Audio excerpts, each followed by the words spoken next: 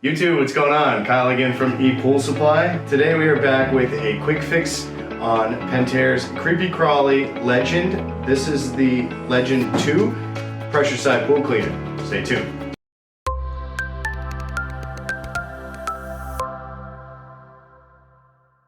Alright guys, and we're back. So we have another quick fix video for you on Pentair's Kreepy Krauly Legend 2 pressure side pool cleaner. As you guys can see from the cleaner, it's pretty bare bones and stripped down to typically just the frame. If you want to know how we got all the way to this point, make sure you guys check out the links in the description. We've got a playlist on tearing this cleaner apart from the outside in. For today's video, we're going to show you guys how to get this turbine cover off, which actually gets you access to the main turbine that actually drives this cleaner.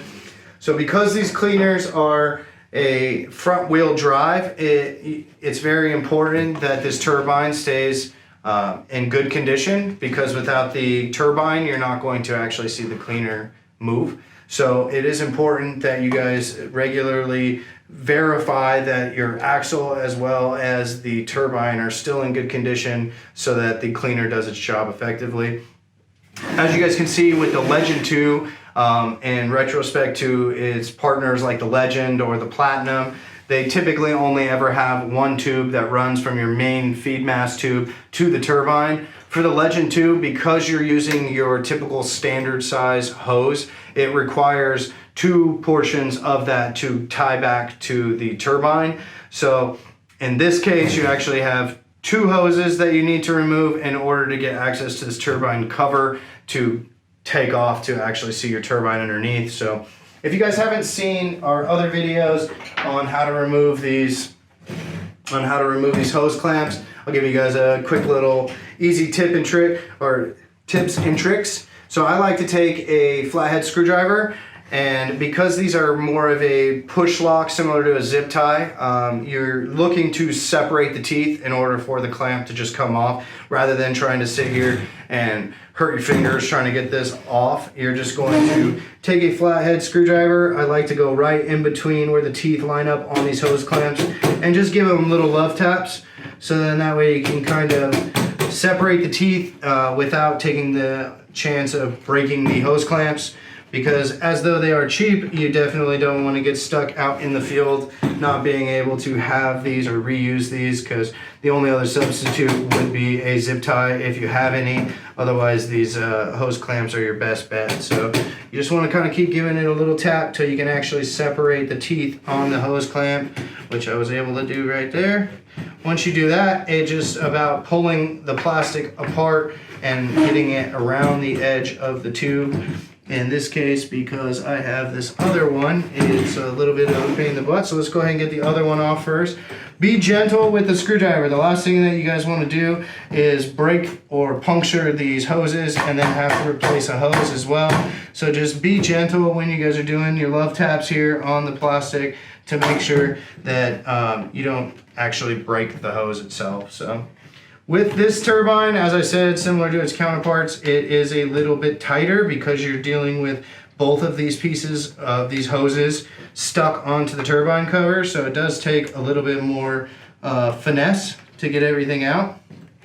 So I was able to slide that one down. So let's go ahead and just pull this tube off the top of the turbine. Maybe. Again, if you need to use your flathead screwdriver, just be careful that you don't puncture. So as you guys can see, that one came off, which will make it a lot easier to get access in here to this other one. Go ahead and separate that one for you.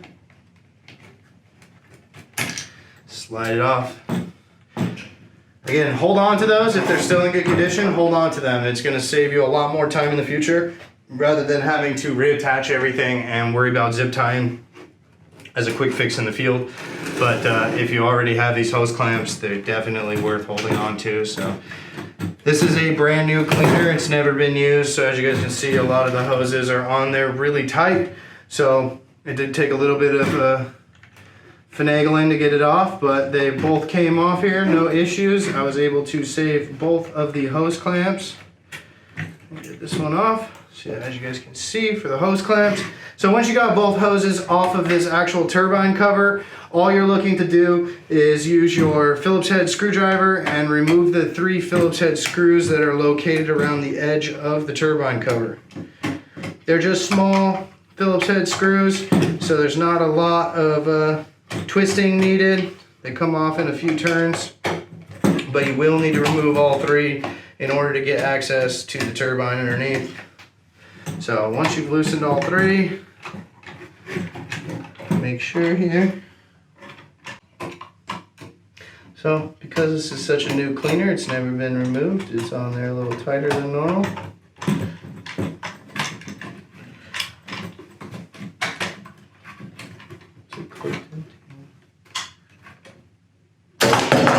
Hey!